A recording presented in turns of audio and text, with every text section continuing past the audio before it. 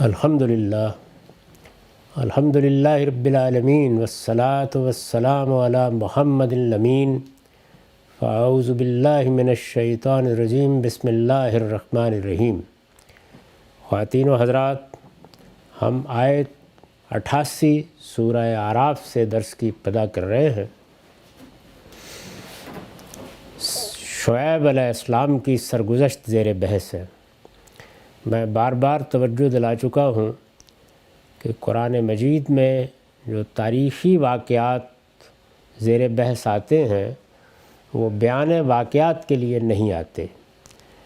قرآن اپنے مقدمات، اپنی دعوت کے مقدمات کے لیے یہ واقعات استدلال کے طور پر پیش کرتا ہے، اور اس میں خاص طور پر دینونت کے واقعات، جن کو قرآن مجید ایام اللہ کہتا ہے، اللہ تعالیٰ کی جزا و سزا کا دنیا میں ظہور ہوا، وہ جزا و سزا جس کی منادی اللہ کے پیغمبر کرتے ہیں، وہ بعض قوموں نے خود اپنی آنکھوں سے اس دنیا میں دیکھی۔ یہ اس کے واقعات ہیں جو رسولوں کے حوالے سے سنائے جا رہے ہیں۔ میں نے عرض کیا کہ اس میں جو واقعات پہلے بیان ہو چکے ان کی وضاحت بھی ہم نے کر دی۔ یہ سیدنا شعیب ہیں جن کی سرگزشت اب ہم سن رہے ہیں۔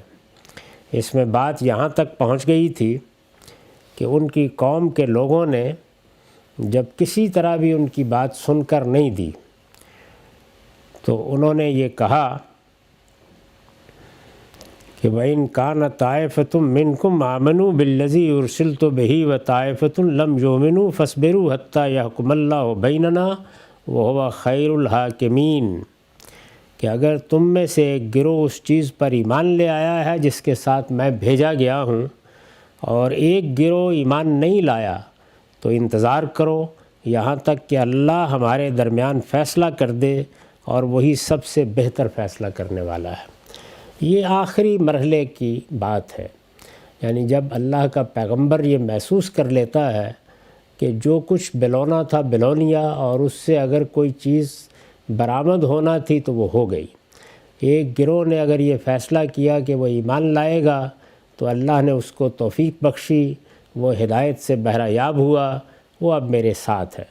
اور اگر ایک گروہ نے یہ فیصلہ کر لیا ہے کہ وہ انکار ہی کرے گا، بات کو ماننے کے لیے تیار نہیں ہوگا، حقائق کا اعتراف نہیں کرے گا، تو بہرحال اب اس کے سوا کیا چارہ ہے کہ میں نے اپنی ذمہ داری ادا کر دی، جو کام میرے ذمے لگایا گیا تھا وہ میں نے پورا کر دیا، اب اللہ کا فیصلہ آئے گا، اللہ کے فیصلے کا انتظار۔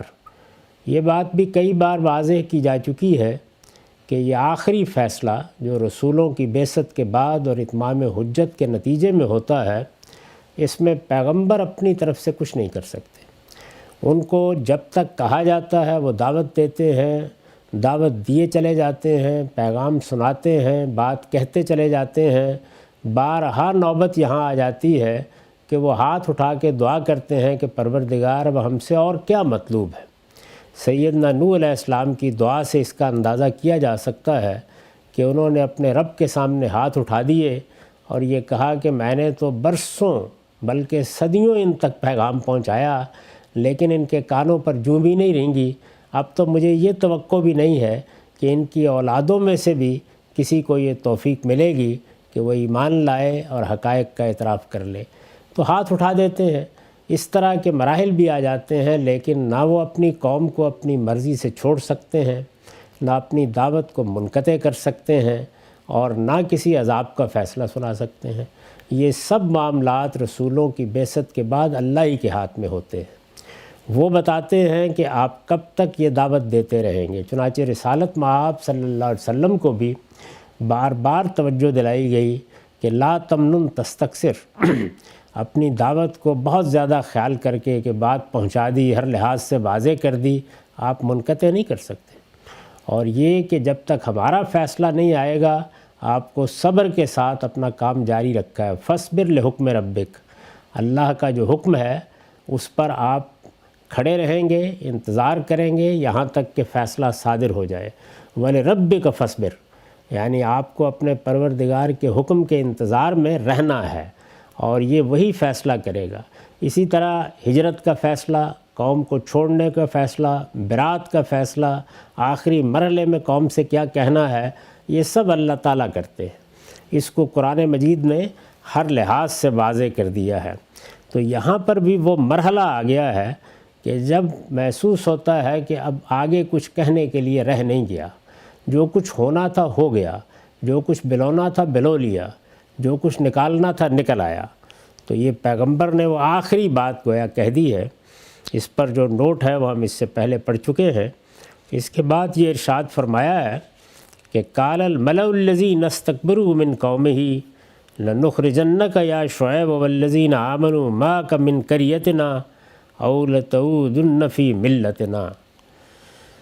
جب پیغمبر نے یہ بات کہی تو اس کی قوم کے بڑوں نے جو متکبر ہو چکے تھے، اصل مرض یہ ہے، یعنی قوم کے سردار، قوم کے زعماء اس تکبر میں مبتلا ہوتے ہیں کہ ہمارے ہوتے ہوئے یہ کہاں سے دائی بن کے آ گئے۔ ہر قوم میں ایک روایت ہوتی ہے جس کے تحت لیڈرشپ پیدا ہو جاتی ہے، زعماء اور دانشور ہوتے ہیں۔ یہی صورتحال کسی قوم کے مذہبی رہنماؤں کی ہوتی ہے۔ وہ یہ خیال کرتے ہیں کہ یہ حقائق اگر واضح ہونے تھے تو ہم پر ہو جاتے، یہ وحی آنی تھی تو ہم پر آ جاتی، یہ کلام نازل ہونا تھا تو ہم پر نازل ہو جاتا۔ لیکن یہ اللہ ہی کا فیصلہ ہوتا ہے۔ نبوت ایک محبت ربانی ہے، اللہ کس کو اس کے لیے کھڑا کر دے یہ فیصلہ وہی کرتا ہے۔ چنانچہ جب یہ ہو جاتا ہے تو پھر جو انسان کے اندر ایک خامی موجود ہے، بلکہ بڑی خامی موجود ہے، اور وہ یہ کہ وہ اپنی بڑائی کو اور اپنی خودی کو اور اپنے مقام کو چیلنج ہوتے دیکھ کر حسد میں مبتلا ہوتا اور بڑی سے بڑی حقیقت کا بھی سامنا کرنے سے یا اس کو ماننے سے انکار کر دیتا ہے۔ تو اس لیے یہ فرمایا کہ استکبروا من قومہ، جو متکبر ہو چکے تھے۔ یعنی اگر متکبر نہ ہوتے تو سرداری اور بڑا ہونا یہ تو بلکہ حقائق کو جاننے کا ذریعہ بنتا، لیکن تکبر نے، استکبار نے راستے میں رکاوٹ کھڑی کر دی، پاؤں میں بیڑیاں ڈال دی، منہ بند کر دیا، حقیقت کا اعتراف نہیں کر سکے۔ تو اس کی قوم کے بڑوں نے جو متکبر ہو چکے تھے اس سے کہا کہ اے شعیب، ہم تمہیں اور تمہارے ان لوگوں کو جو تمہارے ساتھ ایمان لائے ہیں اپنی اس بستی سے نکال باہر کریں گے یا تم کو ہماری ملت میں واپس آنا ہوگا۔ یعنی دو ہی صورتیں ہیں، یہ بستی چھوڑ دو اور جاؤ جہاں تمہارے سینگ سماتے ہیں، جا کر رہو، ہم عاجز آ گئے تمہاری اس دعوت سے اور روز روز کی ان باتوں سے۔ اور ظاہر ہے کہ یہ چیز محض باتوں ہی تک محدود نہیں ہوتی، لوگ بھی ایمان لا رہے ہوتے ہیں، یہ مؤثر بھی ہو رہی ہوتی ہے۔ وہ لوگ کے جو کل کو ان کے زیر دست تھے وہ اس سے نکل کر پیغمبر کے ساتھ بھی جا رہے ہوتے ہیں، تو یہ چیز ان کے لیے بڑی تکلیف دہ ہو جاتی ہے۔ اس موقع کے اوپر پھر یہ کہا جاتا ہے کہ اس بستی کو چھوڑ دو، ہم تمہیں نکال کر باہر پھینک دیں گے، ہماری اس بستی میں، ہماری اس قوم میں تمہارے لیے کوئی جگہ نہیں ہے۔ یا دوسری صورت کیا ہے، وہ یہ کہ اپنے ان چیزوں سے باز آؤ، آ کے ہماری بیعت کرو، ہمارے سامنے جھک جاؤ، جو کچھ ہم مانتے ہیں تم بھی مانو، جن چیزوں کو تم بیان کر رہے ہیں ان سے رجوع کرو اور وہی باتیں کہو جو ہم کہتے ہیں۔ تو یہ مطالبہ ہے جو شعیب کی قوم کے بڑوں نے ان کے سامنے رکھ دیا۔ قَالَ وَلَوْ كُنَّا كَارِهِينَ، اس نے جواب دیا کیا اس صورت میں بھی کہ ہم اس سے بیزار ہوں؟ یعنی اگر ہمیں رجوع کرنا ہے، واپس آنا ہے یا بستی چھوڑنی ہے تو یہ فیصلہ تو ہمارا ہونا چاہیے نا۔ ہم اپنی مصلحت کے تحت کوئی فیصلہ کریں یا اپنی رائے کے مطابق، یہ تم ہم پر مسلط کرو گے، یعنی تم ہمیں مجبور کرو گے کہ ہم اس چیز سے بیزار ہوں اور تم کہو کہ ہماری ملت میں لوٹ آؤ۔ ہم پر یہ بات واضح ہو کہ یہ ناحق ہے اور تم کہو کہ اس کو حق کہہ کے اس کا اعتراف کرو، تو کیا ہماری مرضی کے خلاف یہ کرو گے؟ یہ وہی چیز ہے جس کو دور حاضر میں پرسیکیوشن کہا جاتا ہے۔ یعنی آپ سے مطالبہ کیا جاتا ہے کہ یہ مانیے تو ہماری بستی میں آپ عزت سے رہ سکتے ہیں، ورنہ کوئی امکان نہیں ہے۔ یہ تسلیم کیجئے، اور یہ تسلیم کیجئے میں کچھ مذہبی مطالبات بھی ہوتے ہیں، کچھ قومی مطالبات بھی ہوتے ہیں۔ انسان اپنی آزادی رائے سے کیا کہتا، کیا مانتا، کس چیز کو اختیار کرتا، خدا نے اپنی زمین پر یہ اختیار دے رکھا ہوا ہے۔ لیکن اس طرح کے گروہ، اس طرح کی جماعتیں، اس طرح کے بڑے، اس طرح کے اکابر، اس طرح کے رہنما جب یہ دیکھتے ہیں کہ ان کی مسند کو چیلنج درپیش ہے، ان کے افکار کو چیلنج درپیش ہے، ان کی مشیخت کو چیلنج درپیش ہے، ان کی بڑائی کو چیلنج درپیش ہے، تو وہ یہ مطالبہ کرتے ہیں۔ اندازہ کیا جا سکتا ہے کہ اپنی ذات میں یہ مطالبہ کس پستی پر دلالت کرتا ہے۔ اگر کوئی باوقار گروہ ہے، کوئی باوقار قوم ہے، کوئی باوقار لیڈرشپ ہے، باوقار زعماء ہیں، تو ہمیشہ استدلال کریں گے۔ اگر آپ کی کوئی رائے ہے تو وہ کہیں گے کہ ہم اس رائے کی غلطی آپ پر واضح کرتے ہیں اور اپنی بات بیان کریں گے، اور اگر دوسروں کو بھی اس غلطی کے اثرات سے بچانا ہوگا تو استدلال کا طریقہ اختیار کریں گے۔ لیکن یہ کہ لینا، پکڑنا، بھاگنا جائیں، ان کا محاسبہ ہونا چاہیے، ان پر قانون کا تازیانہ برسنا چاہیے، ان کے بارے میں فیصلہ کرنا چاہیے یہاں رہیں گے یا نہیں رہیں گے، ان سے مطالبہ کرنا چاہیے کہ یہ مانو تو یہاں رہ سکتے ہو ورنہ نہیں رہ سکتے، یہ انہی قوموں کا وتیرہ ہوتا ہے کہ جو حق کو چھوڑ کر استکبار اختیار کر چکی ہوتی ہیں۔ یہ قرآن مجید نے گویا اصل مرض پر انگلی رکھ دی ہے۔ معاف کیجیے۔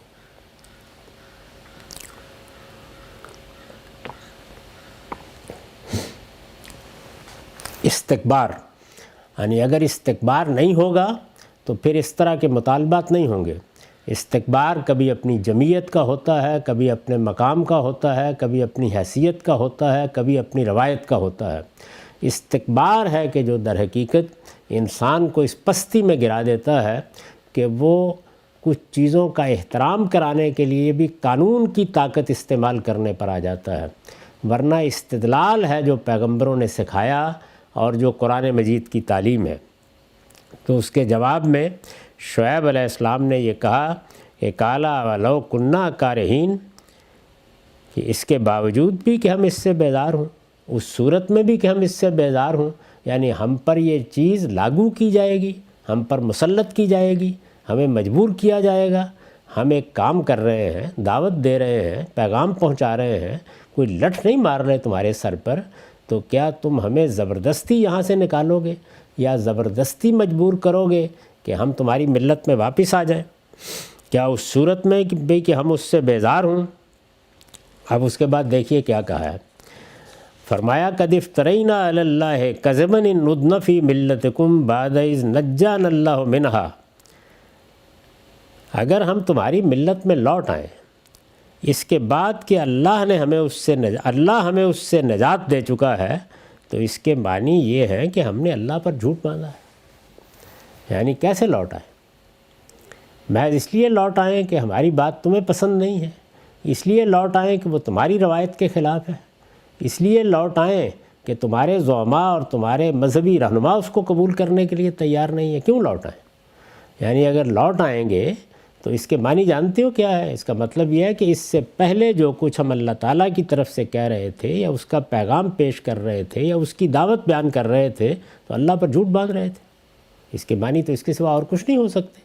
اگر ہم اللہ کے بارے میں سچی بات کہہ رہے تھے، اپنے ضمیر کے مطابق کہہ رہے تھے، جو کچھ اللہ نے ہمیں دیا اسی کو بیان کر رہے تھے، جو کچھ بیان کرنے کے لیے کہا اسے ہی تم تک پہنچا رہے تھے، تو پھر تو ہم حق پہنچا رہے تھے۔ اس سے لوٹ آنے کے کیا معنی ہوئے؟ یعنی ہم اس بات کا اعتراف کر لیں کہ ہم اس سے پہلے جھوٹ بول رہے تھے، تو یہ معلوم ہے کہ وہ جھوٹ کس کے بارے میں بولا جا رہا تھا؟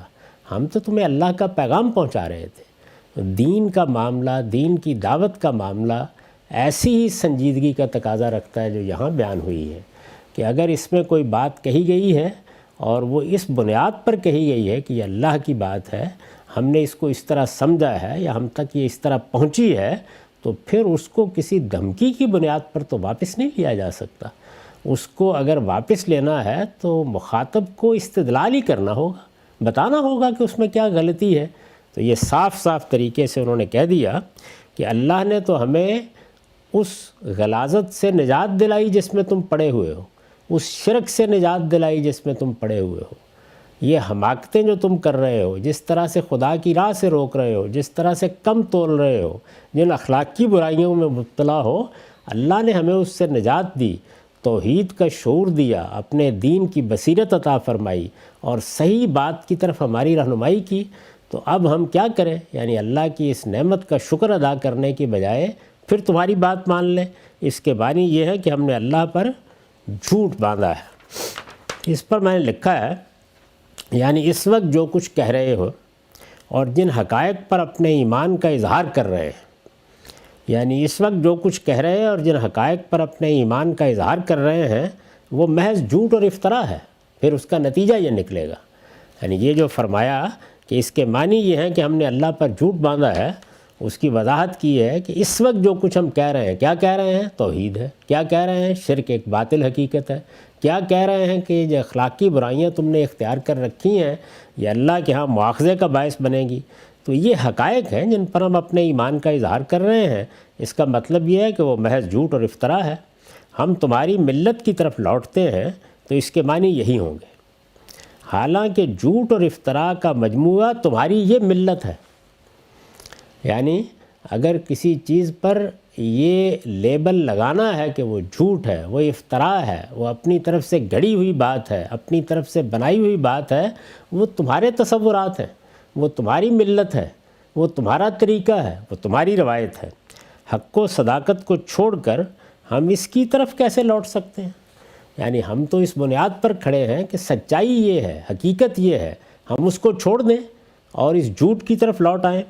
ہم تو آخری درجے میں اس سے بیزار ہیں۔ شعیب علیہ السلام نے یہ جواب اپنے ساتھیوں کی طرف سے بھی دیا ہے، اس لیے فرمایا ہے کہ بعد از نجان اللہ منہا، ورنہ انبیاء علیہم السلام تو بعثت سے پہلے بھی ہدایت فطرت پر ہوتے ہیں۔ یعنی یہ جو فرمایا کہ اس کے بعد کہ اللہ نے ہمیں اس سے نجات دی تو گویا ساتھیوں کی طرف سے، اپنے ساتھ ایمان لانے والوں کی طرف سے، ان کے وکیل کی حیثیت سے یہ بات شعیب علیہ السلام نے کہی، ورنہ پیغمبر اس سے پہلے بھی ہدایت پر ہوتے ہیں۔ وہ ہدایت کون سی ہوتی ہے؟ فطرت کی ہدایت۔ یعنی وہ کوئی ایسی غلاظت کبھی اپنے اوپر نہیں آنے دیتے جس کو آپ شرک سے تعبیر کریں، جھوٹ سے تعبیر کریں، بددیانتی سے تعبیر کریں۔ اللہ تعالیٰ بھی یہ کہتے ہیں کہ پیغمبروں کی حیثیت سے انہی کا انتخاب کیا جاتا ہے جو خیار الناس ہوتے ہیں۔ تو اس لیے عقیدے یا عمل کی کوئی غلاظت ان کے قریب نہیں پھٹکتی۔ البتہ یہ ضرور ہوتا ہے کہ صحیح بات کیا ہے، ایمان کے حقائق کیا ہیں، کن چیزوں کا اعتراف کرنا ہے، کون سی چیزیں ہیں کہ جن کو مان کر دنیا کے سامنے ان کی گواہی دیتی ہیں۔ ان میں بعض چیزیں ہیں جو مبہم ہوتی ہیں اور وہ ایک خاموش انسان کی حیثیت سے اپنے معاشرے میں کام کر رہے ہوتے ہیں۔ تو انہوں نے کہا کہ اس کا مطلب پھر یہ ہوگا اگر ہم یہ کرتے ہیں۔ فرمایا کہ وَمَا يَكُونُ لَنَا أَن نَّعُودَ فِيهَا إِلَّا أَن يَشَاءَ اللَّهُ رَبُّنَا وَسِعَ رَبُّنَا كُلَّ شَيْءٍ عِلْمًا عَلَى اللَّهِ تَوَكَّلْنَا رَبَّنَا افْتَحْ بَيْنَنَا وَبَيْنَ قَوْمِنَا بِالْحَقِّ وَأَنْتَ خَيْرُ الْفَاتِحِينَ۔ نہیں، یہ ہمارے لیے ممکن نہیں ہے کہ ہم اس میں لوٹ آئیں۔ یعنی یہ کیسے ہو سکتا ہے؟ اللہ یہ کہ اللہ ہمارا پروردگار ہی چاہے۔ ظاہر ہے یہ تفویض کا کلمہ ہے، ہر بندہ مومن یہی کہتا ہے کہ میرے رب کو کچھ اور منظور ہے تو وہ الگ بات ہے، ورنہ اس کا کوئی سوال نہیں ہے کہ میں اس ہدایت کی راہ کو چھوڑ دوں۔ وسع ربنا کل شیء علما، ہمارے پروردگار کا علم ہر چیز کا احاطہ کیے ہوئے ہے۔ تو یہ تفویض کا جو جملہ ہے اس کی وضاحت میں نے کی ہے، یہ تفویض اللہ کے جملے ہیں، یعنی اپنے آپ کو، اپنے معاملے کو اللہ کے سپرد کر دینا۔ اس کی تعلیم دی گئی ہے ہمیں۔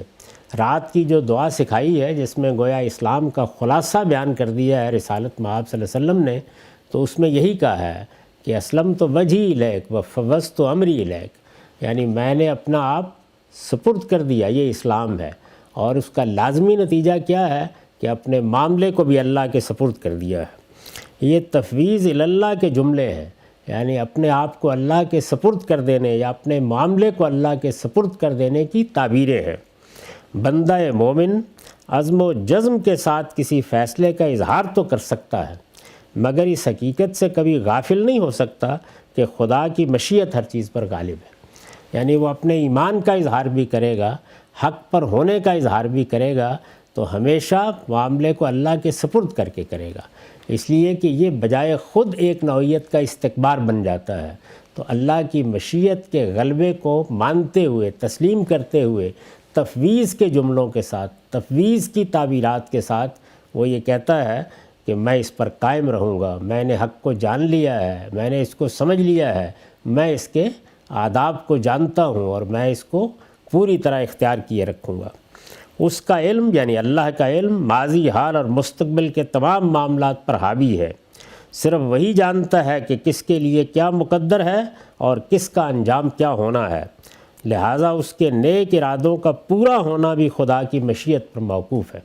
یہ ایمان کا تقاضا ہے کہ ہم اپنے نیک ارادے، خیر کے ارادے یہ بھی اللہ ہی کے سپرد کریں، ارادہ کریں، عمل کریں، عزم کے ساتھ اس کے تقاضے پورے کرنے کی کوشش کریں، لیکن ہمیشہ یہ کہیں کہ میرا پروردگار ہی توفیق دے گا۔ اصل میں ہر قدم پر قرآن مجید سے معلوم ہوتا ہے کہ ایک قدم بندے نے اٹھانا ہوتا ہے اور ادھر سے اللہ کی توفیق حاصل ہوتی ہے تو اگلے قدم کے لیے موقع پیدا ہوتا ہے۔ تو اس لیے یہ صورتحال ایسی ہے دنیا میں، ایسا امتحان ہے کہ جس میں قدم قدم پر شیاطین بھی در اندازی کرنے کے لیے موجود ہوتے ہیں اور اللہ کے فرشتے بھی مدد کے لیے موجود ہوتے ہیں۔ تو اس سارے مرحلے کے دوران میں بندے کا اقدام، بندے کا ارادہ وہ انیشیٹو فراہم کرتا ہے اور اللہ کی توفیق اس کو پایہ تکمیل تک پہنچاتی ہے۔ لہٰذا اس کے نیک ارادوں کا پورا ہونا بھی خدا کی مشیت پر موقوف ہے۔ وہ توفیق بخشے گا تو کامیابی حاصل ہوگی، ورنہ ہر شخص ناکام رہ جائے گا۔ اور توفیق کا ظاہر ہے کہ قانون ہے جس کی طرف میں نے اشارہ کیا کہ بندہ اپنا کام کرے اور معاملہ اللہ پر چھوڑ دے، بندہ ابتدا کرے اور اتمام اللہ پر چھوڑ دے، بندہ اپنی ذمہ داریوں کو پورا کرے اور نتائج اللہ پر چھوڑ دے۔ تو یہ تفویض کا ایک عمل ہے اللہ کے معاملات کو سپرد رکھنے کا، کہ جس کا نتیجہ پھر یہ نکلتا ہے کہ اللہ تعالیٰ کی توفیق اس کو حاصل ہوتی ہے۔ تو یہ انہوں نے کہا کہ پروردگار کی توفیق ہی ہے کہ ہم اس پر قائم رہیں گے، اگر وہ کچھ اور چاہے تو بہرحال اس کی مشیت ہر چیز پر غلبہ رکھتی ہے، لیکن ہمارے لیے ممکن نہیں ہے کہ ہم ایک جھوٹی بات کی طرف لوٹ آئیں، ایک باطل کی طرف لوٹ آئیں۔ ہمیں حق کو پانے کی توفیق ملی ہے اور ہم اس پر قائم رہیں گے۔ اور یہ کہا کہ اللہ ہمارا پروردگار ہے اور ہمارے پروردگار کا علم ہر چیز کا احاطہ کیے ہوئے ہے، یعنی اس کے علم سے کوئی چیز باہر نہیں ہے۔ وہ جانتا ہے ہم کیا کر رہے ہیں، وہ جانتا ہے تم کیا کر رہے ہو، وہ جانتا ہے کہ ہم نے اپنی ذمہ داری کو کیسے پورا کیا، وہ جانتا ہے کہ تم نے کس طرح سے استکبار کا رویہ اختیار کیا ہے۔ پھر مزید کہا کہ ہم نے اللہ ہی پر بھروسہ کیا ہے، علی اللہ ہی توکلنا، اور اس کے بعد وہی دعا جو بندہ مومن کے لیے اس سفر میں سب سے بڑا بدرقہ ہوتی ہے، اپنے رب کے سامنے وہ دست دعا ہوتا ہے۔ تو یہاں دیکھیے وہ آخری بات اب انہوں نے کہہ دی کہ پروردگار ہمارے اور ہماری قوم کے درمیان ٹھیک ٹھیک فیصلہ کر دے۔ یہ ظاہر ہے کہ ایک رسول ہی درخواست کر سکتا ہے۔ قوموں کے مابین فیصلہ رسولوں کی بعثت کے بعد ہوتا ہے۔ جب رسول بھیج دیے جاتے ہیں تو قانون یہی ہے کہ پھر فیصلہ ہوگا اور اسی دنیا میں ہوگا۔ باقی جو خدا کی طرف بلانے والے لوگ ہیں ان کے لیے ایسی کوئی ضمانت نہیں ہے۔ تو وہ چونکہ اللہ کے رسول تھے تو انہوں نے کہا کہ اب پروردگار ہمارے اور ہماری قوم کے درمیان ٹھیک ٹھیک فیصلہ کر دے، وَأَنْتَ خَيْرُ الْفَاتِحِينَ، تو بہترین فیصلہ کرنے والا ہے۔ وَقَالَ الْمَلَأُ الَّذِينَ كَفَرُوا مِنْ قَوْمِهِ لَئِنِ اتَّبَعْتُمْ شُعَيْبًا إِنَّكُمْ إِذًا لَخَاسِرُونَ۔ اس کی قوم کے بڑوں نے جو انکار کا فیصلہ کر چکے تھے لوگوں کو تنبیہ کی کہ شعیب کی پیروی کرو گے تو سمجھ لو کہ پھر تم بڑے خسارے میں جا پڑے۔ یعنی اب گویا انہوں نے محسوس کر لیا کہ شعیب تو بات سننے کے لیے تیار نہیں ہے، یہ ممکن نہیں رہا کہ ہم انہیں ملت کی طرف لوٹا لیں۔ تو اب لوگوں کو، ان کے ساتھیوں کو، ان کے پیرووں کو انہوں نے یہ کہنا شروع کر دیا کہ اپنے لیے کیوں خسارے کا سودا کر رہے ہو، کیوں مصیبتیں اپنے لیے کھڑی کر رہے ہو، کیوں قوم سے ٹوٹ رہے ہو، کیوں اس صورتحال کو اپنے لیے پیدا کر رہے ہو، اس کا ساتھ چھوڑو۔ تنبیہ کی کہ شعیب کی پیروی کرو گے تو سمجھ لو کہ پھر تم بڑے خسارے میں جا پڑے۔ میں نے لکھا ہے کہ اس میں تنبیہ و تہدید بھی ہے اور ہمدردی کی نمائش بھی، یعنی اس میں اگر آپ باطن میں اتر کر دیکھیں تو تنبیہ و تہدید یعنی دھمکی چھپی ہوئی ہے، اور اگر ظاہر میں دیکھیں تو معلوم ہوتا ہے کچھ ہمدردی کرنا پیش نظر ہے کہ بھائی کس راستے پر پڑ گئے، کیوں اپنے آپ کو برباد کر رہے ہو، قوم کے اندر کھڑے تھے، اس کی حفاظت میں کھڑے تھے، ایک قبیلہ تمہاری پشت پر تھا، کیا ایک شخص کا ساتھ دو گے لے گئے؟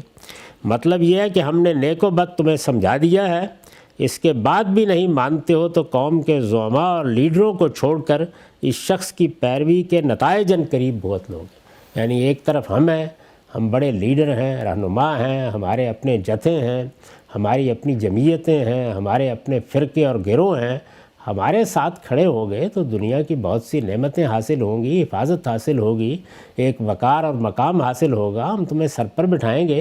لیکن یہ کہ ایک شخص کی پیروی کر رہے ہو جس کو نہ کوئی جانتا نہ کوئی سنتا، اور ہم بھی اس کو ملت سے نکالنے کے درپے ہیں، اس کے نتائج بھگتو گے اگر اسی جگہ کھڑے رہو گے۔ یہ وہ مقام ہے کہ جس کے بعد پھر اللہ تعالیٰ فرماتے ہیں فَأَخَذَتْهُمُ الرَّجْفَةُ فَأَصْبَحُوا فِي دَارِهِمْ جَاثِمِينَ۔ آخر ایک سخت تھرتھراہٹ نے انہیں آ لیا اور وہ اپنے گھروں میں اوندے پڑے کے پڑے رہ گئے، یعنی اب سب کچھ ختم ہو گیا، کچھ بھی باقی نہیں رہا۔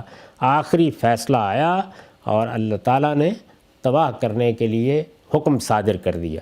اس موقع کے اوپر جو صورتحال برپا ہوئی اس کو یہاں لفظ رجفہ سے تعبیر کیا ہے، سخت تھرتھراہٹ سے۔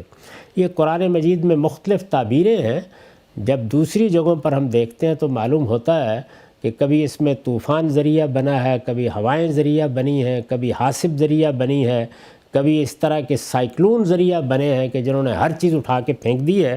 لیکن قرآن مجید کبھی اس کو اس کے اسباب سے تعبیر کرتا ہے، کبھی نتیجے سے اور کبھی صورتحال سے، تو یہاں اس سے تعبیر کیا ہے۔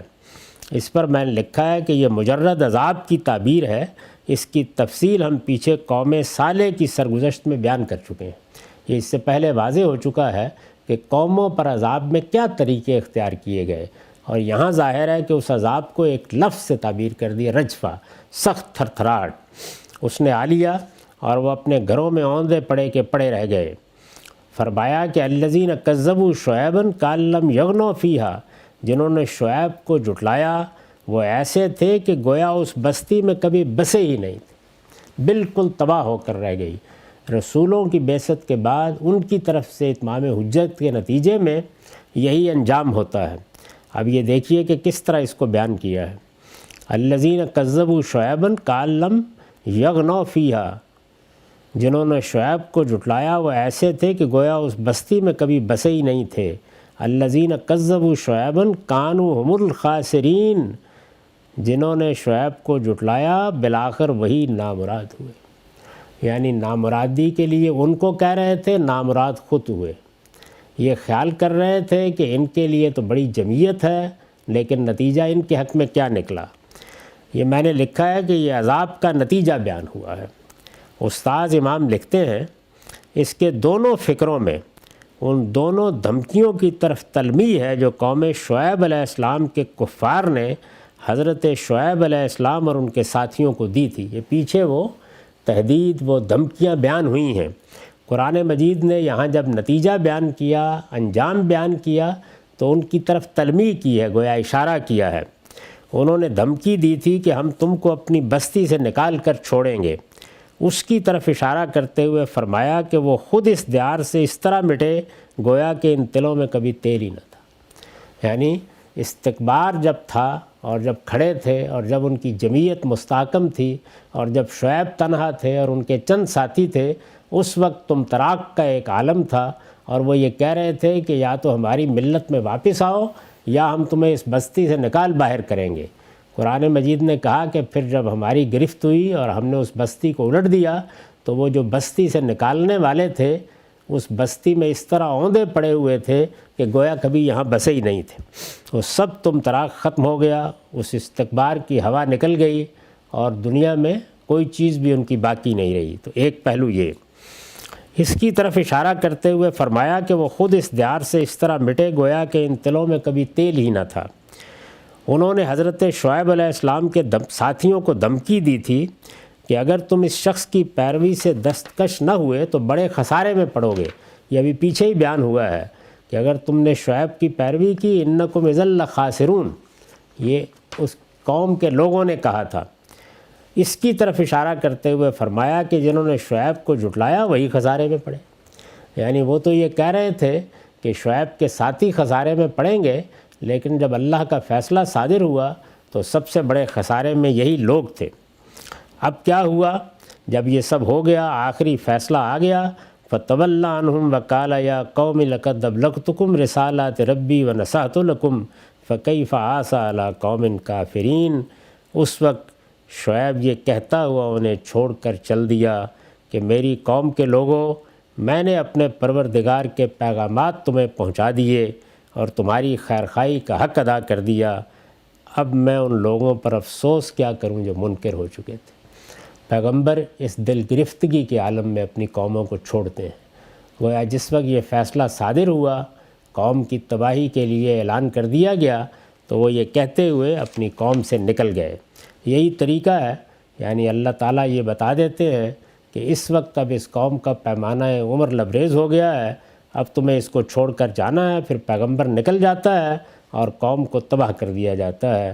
اس پر میں نے لکھا ہے یہی مضمون اوپر قوم صالح کی سرگزشت میں بھی گزر چکا ہے، ہم نے وہاں اس کی وضاحت کر دی ہے۔ یہ پیچھے ہم بیان کر چکے ہیں کہ پیغمبر کس مرحلے پر قوم کو چھوڑتا ہے، اور جب چھوڑ دیتا ہے تو اس کے بعد پھر اللہ تعالیٰ قوم کے ساتھ کیا کرتے ہیں۔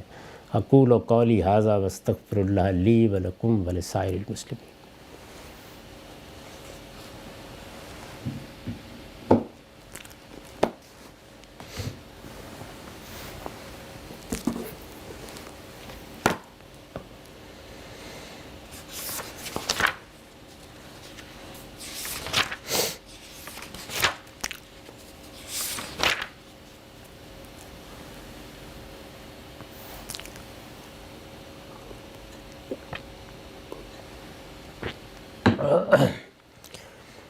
بسم اللہ الرحمن الرحیم۔ عن ابی ہریرۃ قال قال رسول اللہ صلی اللہ علیہ وسلم لبلال عند صلاۃ الغداۃ یا بلال حدثنی بأرجى عمل عملته عندك في الاسلام منفع فإني سمعت الليل خشفا عليك بين يدي في الجنة۔ قال بلال ما عملت عملا في الاسلام ارجى عندي منفعة من اني لا اتطهر طهورا تاما في ساعة من ليل ولا نهار الا صليت بذلك الطهور ما كتب الله لي ان اصلي۔ فقال رسول الله بهذا۔ یہ صحیح مسلم کی روایت ہے، 4504 رقم ہے اس کا۔ اس کا ترجمہ ہے ابو ہریرہ رضی اللہ عنہ سے روایت ہے کہ رسول اللہ صلی اللہ علیہ وسلم نے صبح کی نماز کے وقت، یعنی نماز فجر پڑھائی، تو اس کے بعد سیدنا بلال رضی اللہ عنہ سے کہا، بلال مجھے کوئی ایسا عمل بتاؤ جو اسلام لانے کے بعد تم نے کیا ہو اور تمہیں اس کا ثواب ملنے کی سب سے زیادہ امید ہو۔ پیغمبر اور پیغمبر کے ساتھیوں کے درمیان جو باتیں ہوتی تھیں وہ بھی دیکھیے کہ کیا باتیں ہیں۔ مجھے کوئی ایسا عمل بتاؤ جو اسلام لانے کے بعد تم نے کیا ہو اور تمہیں اس کا ثواب ملنے کی سب سے زیادہ امید ہو۔ یعنی ایسی کیا بات ہے جو تم کرتے ہو اور تمہارا خیال یہ ہے کہ یہ تو وہ چیز ہے کہ جس کا اجر سب سے بڑھ کر ملے گا۔ اس لیے کہ میں نے رات جنت میں اپنے آگے تمہارے جوتوں کی تاپ سنی ہے۔ یہ رسالت مآب صلی اللہ علیہ وسلم کا ظاہر ہے رویا ہے، یعنی رات آپ نے خواب دیکھا کہ آپ جنت میں ہیں اور وہاں آپ چل رہے ہیں، لیکن بلال کے جوتوں کی چاپ آگے سے آ رہی ہے۔ اس لیے کہ میں نے رات جنت میں اپنے آگے تمہارے جوتوں کی چاپ سنی ہے۔ بلال نے عرض کیا، میں نے اسلام لانے کے بعد اس کے علاوہ کوئی ایسا عمل نہیں کیا جس کا ثواب ملنے کی مجھے سب سے زیادہ امید ہو کہ میں دن یا رات کے جس حصے میں بھی وضو کرتا ہوں اس سے جتنی توفیق اللہ نے مجھے دی ہوتی ہے نماز ضرور پڑھتا ہوں۔ یعنی جب بھی وضو کرتا ہوں وضو سے رہنے کی کوشش کرتا ہوں، جب وضو کرتا ہوں رات میں کروں دن میں کروں، تو جس کو ہمارے ہاں کہا جاتا ہے نا تحیۃ الوضو، یعنی ادھر آپ نے طہارت حاصل کی تو اس کو غنیمت جان کے کہ اب طاہر ہو گئے ہیں، پاک ہو گئے ہیں، 2 رکعتیں اللہ کے سامنے سجدہ ریز ہو کے پڑھ لیں، 2 یا 2 سے زیادہ۔ تو وہ کہتے ہیں کہ جو توفیق ملتی ہے جب بھی وضو کرتا ہوں پڑھ لیتا ہوں۔ رسول اللہ صلی اللہ علیہ وسلم نے فرمایا یہی وجہ ہے، یہی سبب ہے، یعنی میں نے جو اپنے رویا میں یا اپنے خواب میں اس طرح تمہیں دیکھا تو اب یہ بات واضح ہوئی۔ اس پر میں نے لکھا ہے یہ ظاہر ہے کہ رسول اللہ صلی اللہ علیہ وسلم کا رویا ہے، یعنی اللہ اپنے پیغمبروں کو بہت سے مشاہدات رویا میں کراتے رہتے ہیں، جس میں کبھی جنت دکھائی جاتی ہے، کبھی دوزخ دکھائی جاتی ہے، کبھی آخرت کے احوال دکھائے جاتے ہیں، کبھی قبروں کے معاملات دکھائے جاتے ہیں۔ یہ سب اسی طرح ہوتا ہے۔ یہ ظاہر ہے کہ رسول اللہ صلی اللہ علیہ وسلم کا رویا ہے جس سے یہ دکھانا مقصود ہے کہ عبادات کے نوافل ایک سچے بندہ مومن کے لیے کس طرح خدا کے تقرب اور اس کی جنت میں آگے جگہ حاصل کرنے کا باعث بنیں گے۔ یہ کیوں دکھائے جاتے ہیں رویا؟ تاکہ پیغمبر کو خود بھی یقین حاصل ہو، خود بھی اطمینان ہو۔ یقین تو پیغمبر یقینی کی بنیاد پر کھڑے ہوتے ہیں، لیکن وہی چیز جس کو ابراہیم علیہ السلام نے کہا جب انہوں نے یہ چاہا کہ ان کو حیات بعد الموت کی حقیقت بتائی جائے، کیسے ہوتا ہے یہ معاملہ، تو اس وقت یہ کہا کہ لیطمئن قلبی، دل کو ایک اطمینان ہوگا، یعنی مانتا ہوں، ایمان ہے، کوئی تردد نہیں ہے، مجھ پر واضح ہے کہ ایک دن قیامت آئے گی، لیکن میں اس کی کیفیت جاننا چاہتا ہوں، کیسے ہو جائے گا یہ، یعنی مر کے مٹی ہو گئے اور پھر اٹھا دیے جائیں گے، لوگوں کی موت واقع ہو جائے گی اور پھر اللہ تعالیٰ انہیں زندگی دے گا۔ تو انہیں ایک مشاہدہ کرایا گیا، اس مشاہدے کا ذکر سورہ بقرہ میں ہوا ہے۔ تو رسالت مآب صلی اللہ علیہ وسلم کے بھی اس طرح کے بہت سے مشاہدات ہیں جن کا ذکر روایتوں میں ہوتا ہے۔ تو اس سے یہ دکھانا مقصود ہے کہ عبادات کے نوافل ایک سچے بندہ مومن کے لیے کس طرح خدا کے تقرب اور اس کی جنت میں آگے جگہ حاصل کرنے کا باعث بنیں گے۔ یعنی بندہ مومن اعلیٰ اخلاق پر قائم ہے، ایمان لا چکا ہے، صحیح عقائد کے ساتھ جی رہا ہے، اپنے عمل کو بہتر سے بہتر رکھنے کی کوشش کرتا ہے، بدن کی طہارت ہو، خورونوش کی طہارت ہو، اخلاق کی طہارت ہو، اس کا اہتمام کرتا ہے۔ اس میں پھر ظاہرہ آگے درجات زیر بحث آتے ہیں، یعنی جنت میں بڑا درجہ، جنت میں بڑا مقام، جنت میں آگے کی جگہ، جنت میں اللہ کا قرب، یہ ساری جتنی چیزیں ہیں ان میں عبادات کے نوافل بہت کردار ادا کرتے ہیں۔ عبادات کے نوافل سے مراد یہ ہے کہ وہ چیزیں کہ جو اللہ نے لازم کر دی ہیں وہ تو مجھے بھی کرنی ہے، آپ کو بھی کرنی ہے، ہر ایک کو کرنی ہے، لیکن بندہ اپنی طرف سے خدا کی بارگاہ میں عبادت کا ہدیہ پیش کرے۔ ہمیں 5 نمازیں پڑھنی ہیں، وہ ہم پر فرض کی گئی ہیں، 1 ماہ کے روزے رکھنے ہیں رمضان میں، وہ ہم پر لازم کیے گئے ہیں، 1 مرتبہ حج کرنا ہے، لیکن یہی معاملات اگر نفل کے طور پر کیے جائیں، اپنی خوشی سے کیے جائیں، جس کو قرآن مجید کی تعبیر کے مطابق تطوع کہا جاتا ہے، اس طرح کیے جائیں تو یہ جنت میں اعلیٰ مراتب کا باعث بنتے ہیں، وہاں پر آدمی کو آگے لے جانے کا باعث بنتے ہیں۔ جنت میں داخل ہو جانا یہ ایک چیز ہے، پھر اس میں اپنے عمل کے لحاظ سے ایک جگہ پانا یہ دوسری چیز ہے، اور پھر اللہ تعالیٰ کے قرب کے مختلف مدارج طے کرنا یہ پھر اس سے آگے کی چیز ہے۔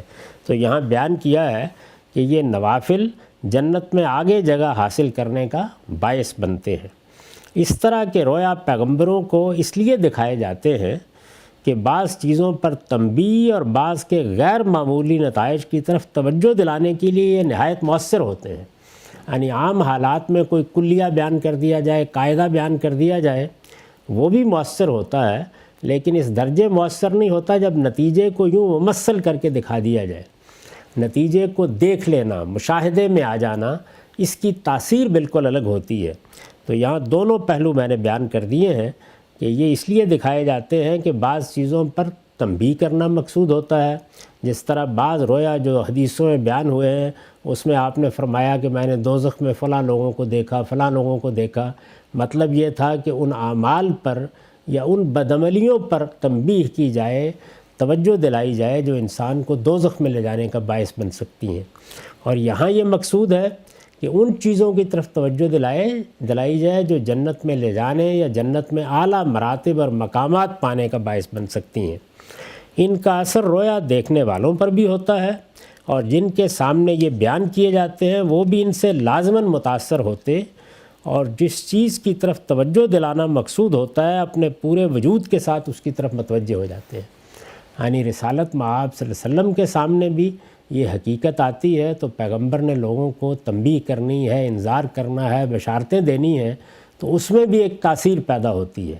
ایک چیز اللہ کی طرف سے بتا دی گئی اور ایک چیز دکھا دی گئی، ظاہر ہے دونوں کے اثرات بالکل الگ ہوتے ہیں، اور جب اس بندے کو یہ بتایا جاتا ہے اور اس کے حوالے سے دوسرے اس کو سنتے ہیں، یہاں ظاہر ہے کہ جو بات بیان کی گئی ہے وہ تو سیدنا بلال سے بیان کی گئی ہے، لیکن اس کو روایت کون کر رہے ہیں؟ ابو ہریرہ رضی اللہ عنہ بیان کر رہے ہیں۔ تو اس کا مطلب یہ ہے کہ یہ واقعات جب بیان ہوئے تو کچھ دوسرے لوگوں نے بھی سنے، اور اس طریقے سے وہ اس وقت بھی لوگوں کے لیے مؤثر ہوئے، آج جب ہم ان کو پڑھتے ہیں تو ہمارے سامنے بھی حقیقت گویا بالکل ممثل ہو کے آ جاتی ہے، ایک تصویر بن جاتی ہے اس کی، اور یہ چیز ترغیب کا ذریعہ، ترغیب کا باعث بنتی ہے کہ بندہ پوری کوشش کرے کہ وہ اپنے رب کو جس حد تک خوش کر سکتا ہے کرے، اس کی خوشنودی حاصل کرنے کی جدوجہد کرے۔ اور اس کے لیے نوافل، تطوع یہ بڑی اہم چیز ہے۔ یہ نوافل اور تطوع عبادات میں بھی ہوں گے، اللہ کی راہ میں انفاق میں بھی ہوں گے، اعلیٰ اخلاقی اقدار کو اپنانے میں بھی ہوں گے، یعنی کچھ چیزیں لازم ہیں۔ اخلاقیات میں بھی یہ معلوم ہے کہ صرف اتنا نہیں ہے کہ ہم عدل پر قائم رہیں، عدل پر قائم رہنا تو لازم ہے، کیونکہ آدمی عدل سے ہٹے گا تو اس کا نتیجہ یہ ہے کہ وہ ظلم کا ارتکاب کرے گا، لیکن ہم سے یہ تقاضا کیا گیا ہے کہ اس میں بھی احسان کا رویہ اختیار کرے، وہاں احسان چاہیے۔ اور عبادات کے معاملے میں فرائض اگر پورے کر دیے ہیں تو جنت کی بشارت ہے، لیکن فرائض سے آگے بڑھ کر اگر نوافل کا اہتمام بھی کیا ہے تو پھر جنت میں اعلیٰ درجات کی بشارت ہے۔ تو یہ مقصود یہی ہوتا ہے کہ ایک بندہ مومن جتنا آگے بڑھ سکتا ہے اس کے لیے وہ مواقع بھی ہوں، اس کی ترغیب بھی ہو، اور اس مؤثر طریقے سے وہ باتیں بھی بتائی جائیں۔ اللہ اپنے پیغمبروں کو یہ رویا اس مقصد سے دکھاتے ہیں۔ وآخر دعوان الحمدللہ رب العالمین۔ بسم اللہ الرحمن الرحیم۔ اب میں سوالوں کے لیے حاضر ہوں۔ جی ہم صاحب بہت شکریہ آپ کے وقت کا۔ ہم صاحب ایک شخصیت جن کا تذکرہ ہم اکثر گاہے بگاہے سنتے ہیں، مختلف سیاسی معاملات میں جو پاکستان کے وجود کے پس منظر میں بحثیں ہوتی ہیں ان میں بھی ان کا تذکرہ آتا ہے، بسا اوقات بعض فقہی آراء اور مختلف دینی رجحانات کا تذکرہ ہوتا ہے تو وہاں بھی وہ زیر بحث آتے ہیں۔ مولانا ابوالکلام آزاد، ان کی شخصیت، ان کا جو فکری کام ہے، اس کے جو اثرات ہیں، ہم لوگ جو بالخصوص پاکستان میں رہتے ہیں ان کو ایک خاص سیاسی موقف کے تناظر میں دیکھتے ہیں۔ میں آج آپ سے پوچھنا چاہتا ہوں کہ مولانا ابوالکلام آزاد کی شخصیت، ان کا فکری سفر، ان کا کام، ان کے اثرات، یہ آپ کی جو فکر یا آپ کی جو شخصیت تھی یا اس کی جو پرداخت تھی، ابتدا تھی، اس پہ کیسے اثر انداز ہوا، اور خود مولانا ابوالکلام آزاد کی اس حیثیت کو بطور انسان اور بطور ایک عبقری شخصیت کے ماضی کی ایک روشن مثال ہیں، کیسے دیکھتے ہیں اس پوری معاملے کو؟ میں تو اس کو بڑی بدقسمتی کی بات سمجھتا ہوں کہ ہمارے ہاں بعض سیاسی اختلافات کی بنیاد پر لوگ اس درجے جذباتی ہو جاتے ہیں کہ وہ بڑی شخصیات کے علم، فکر اور ان کے فیض سے محروم کر لیتے ہیں اپنے آپ کو۔ مولانا ابوالکلام آزاد ہماری تاریخ کی غیر معمولی شخصیات میں سے ہیں۔ میں آپ سے عرض کرتا ہوں کہ میری تو نشو و نما کچھ اس طرح سے ہوئی کہ ابتدا ہی میں یا صوفی مزاج لوگوں سے واسطہ پڑا، اور یا زیادہ تر جو بریلوی نقطہ نظر کے علماء تھے ان کو سنا۔ ایسی جگہ تھا میں، اگرچہ ابتدائی تعلیم مولوی نور احمد صاحب سے پائی، اور وہ میرا اپنا احساس ہے کہ دیوبندی نقطہ نظر کے علماء میں سے تھے، تاہم بعد کے زمانوں میں زیادہ تعلق بریلوی نقطہ نظر کے علماء سے رہا۔ میں پہلے بھی عرض کر چکا ہوں کہ جمعے کے خطبے سنے، ابتدائی تقریریں سنی، وہ زیادہ تر مولانا ابوالطاہر محمد نقشبند صاحب کی تھیں۔ اس پس منظر میں یہ بہت مشکل تھا کہ اس طرح کی شخصیات سے تعارف ہو، لیکن جب ہائی اسکول میں گئے، یعنی 5 جماعتیں پوری ہو گئیں اور اس کے بعد ہائی اسکول میں گئے، تو وہاں ہماری چھوٹی سی لائبریری تھی اسکول کی، کچھ اس کی وساطت سے اور کچھ بعض وہاں اساتذہ کی گفتگوؤں سے بعض دوسری شخصیات کا تعارف ہونا شروع ہوا۔ اس میں سب سے پہلے جن لوگوں نے گویا ایک طرح سے دامن پکڑ لیا وہ شاعری میں اقبال تھے اور نثر میں ابوالکلام آزاد تھے۔ ابوالکلام آزاد، علامہ اقبال، اور اس کے بعد مولانا سید ابواللہ صاحب مودودی، میں تو ان کو اپنے شیوخ ثلاثہ کہتا ہوں۔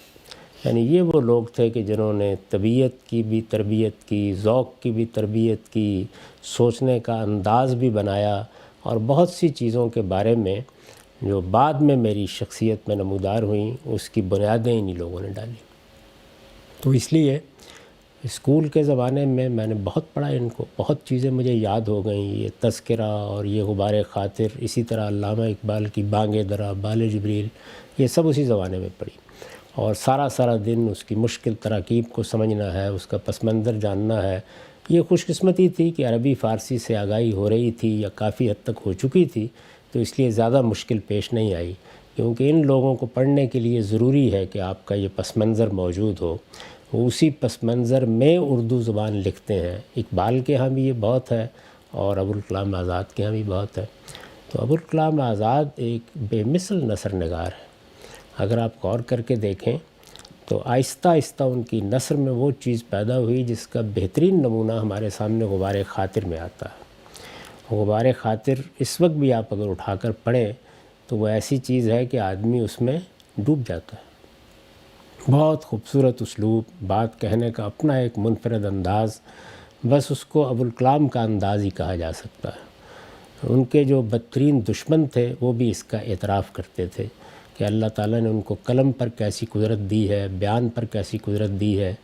آصف علی نے اگر یہ کہا تھا کہ اردو زبان کو ہمیشہ اس بات پر فخر رہے گا کہ وہ الکلام کی زبان پر بولی گئی اور ان کے قلم سے لکھی گئی، تو غلط نہیں کہا تھا۔ حسرت نے بھی اگر یہ کہا کہ جب سے دیکھی ابوالکلام کی نثر، نظم حسرت میں وہ مزہ نہ رہا، تو غلط نہیں کہا۔ اس میں کوئی شبہ نہیں ہے کہ آدمی کسی ذوق کے مرحلے میں یا کسی خاص کیفیت میں اگر ان تحریروں کو آج بھی پڑھتا ہے تو اس میں بڑی زندگی، بڑی حرارت، بہت غیر معمولی قوت ہے۔ تو ابوالکلام کی عبقریت میں تو کوئی دو رائے نہیں ہو سکتی۔ یعنی جس طرح چھوٹی عمر میں انہوں نے علوم و فنون پر ایک گرفت حاصل کی، جس طرح اپنی بات کہنے کا سلیقہ پایا، یہ تو اپنی جگہ ہے۔ پھر یہ کہ اس شخصیت سے جو روایات قائم ہوئیں، یعنی عزیمت کیا چیز ہے، استقامت کیا چیز ہے، جیل کیسے کاٹنی ہے، اپنی بات کیسے کہنی ہے، دوسرے کے لیے عزت اور احترام کو کیسے ملحوظ رکھنا ہے، بعض باتیں تو ایسی ہیں کہ میں یہ کہہ سکتا ہوں کہ وہ ایک روایت کی بنیاد بن گئی۔ اب قلعہ احمد آباد میں وہ گرفتار ہیں، کم و بیش 4 ساڑھے 4 سال ہے غالباً جس میں وہ وہاں گرفتار رہے ہیں۔ اس میں آپ صرف وہ خط پڑھیے جو انہوں نے اپنی اہلیہ کی وفات پر لکھا ہے، تو اندازہ کیا جا سکتا ہے کہ وہ کیا شخصیت ہے، چیزوں کو دیکھنے کا کیا ذوق ہے، اپنے آپ کو کیسے انہوں نے وہاں پابرجا رکھا ہے، اپنے ساتھیوں کے ساتھ ان کے معاملات کیا ہیں، اور کس طرح ایک غیر معمولی روایت ڈال دی ہے کہ وہ لوگ جو قوموں کی قیادت کے لیے اٹھیں، ان کے ہاں عزیمت اور استقامت کیا ہونی چاہیے اور ان کو کس طریقے سے معاملہ کرنا چاہیے۔ تو ابوالکلام کی شخصیت کے اتنے پہلو ہیں کہ ان کا احاطہ نہیں کیا جا سکتا۔ لوگوں کو ان کے نقطہ نظر سے اختلاف ہوا۔ میں نے اس پر تبصرہ کرتے ہوئے یہ عرض کیا تھا کہ اگر نظری لحاظ سے دیکھیے تو ابوالکلام کی بات ہی ٹھیک تھی، اور اگر عملی لحاظ سے دیکھیے تو قائد اعظم کا فیصلہ ہی صحیح تھا۔ یعنی قائد اعظم کا فیصلہ یہ تھا کہ یہ میری قوم ہے، یہ قوم جیسی ہے، اس کا جو پس منظر ہے، یہ جن حالات سے گزر چکی ہے، اس میں اس کے سامنے ایک منزل رکھی جا سکتی ہے کہ یہ کم سے کم ان علاقوں میں اپنا اقتدار قائم کر لے جن علاقوں میں اس کو اکثریت حاصل ہے۔ یہ اقتدار پر رہی ہے، اس کے پیچھے 1000 سال کی تاریخ ہے۔ یہ اپنی نفسیات کے اعتبار سے اس بر صغیر ہند میں ہندوؤں کی اکثریت کے نہاد کو گوارا نہیں کرے گی۔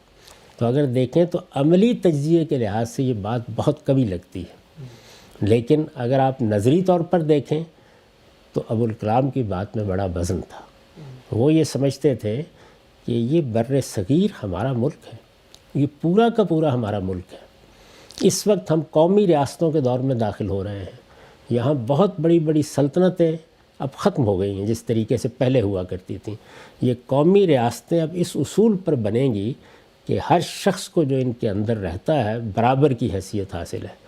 لوگ اب امریکہ میں رہتے ہیں، برطانیہ میں رہتے ہیں، تو ظاہر ہے کہ وہاں اکثریت تو اور قوموں کی ہے، تاہم وہ محسوس کرتے ہیں کہ ان کو ایک برابری کی حیثیت حاصل ہے، وہ قانون کی نگاہ میں برابر ہیں، وہ کسی کے محکوم نہیں ہیں۔ تو یہ چونکہ تبدیلی دنیا میں آ رہی تھی اور اس تبدیلی کو بتدریج محکم ہونا تھا، تو وہ نظری لحاظ سے یہ سمجھتے تھے کہ ہمیں ہندوستان میں یہی روایت ڈالنی چاہیے۔ تو اگر آپ خالص اس بنیاد پر دیکھیں تو معلوم ہوتا ہے کہ آدمی بہت مستقبل میں دیکھ رہا ہے، یعنی اس کو اندازہ ہے اس بات کا کہ دنیا میں سلطنتوں کے دور کے ختم ہونے کے بعد یہ حاکم اور محکوم یہ ختم ہونے جا رہے ہیں، ان کی جگہ کچھ دوسری روایات لے رہی ہیں۔ وہ لینے میں کتنا عرصہ لیں گی، کب لیں گی، کتنا وقت لگے گا، وہ ایک الگ بات ہے، لیکن مستقبل کو دیکھ کر خالص نظری بنیادوں پر ایک رائے انہوں نے قائم کی اور پوری استقامت کے ساتھ اس رائے کو بیان کیا۔ اس کے باوجود کہ ان کی لیڈرشپ ختم ہو گئی، مسلمانوں نے ان کو ایک لحاظ سے چھوڑ دیا، لیکن ان کے پائے استقلال میں کوئی لغزش نہیں آئی، ان کی زبان پر کبھی کوئی بری بات نہیں آئی، انہوں نے کبھی اپنے مخالفوں کے بارے میں کبھی پستی کا کوئی جملہ بھی نہیں کہا، کسی دور میں اپنی بات کہی، نظری لحاظ سے اس کے دلائل دیے، ہر موقع پر اس کو واضح کرنے کی کوشش کی اور پھر پوری یکسوئی کے ساتھ جو کچھ سمجھا اسی کو بیان کیا۔ یہ کسی بڑے لیڈر کا کام ہوتا ہے۔ اس کے مقابل میں جس طرح کہ میں نے عرض کیا، معاف کیجیے،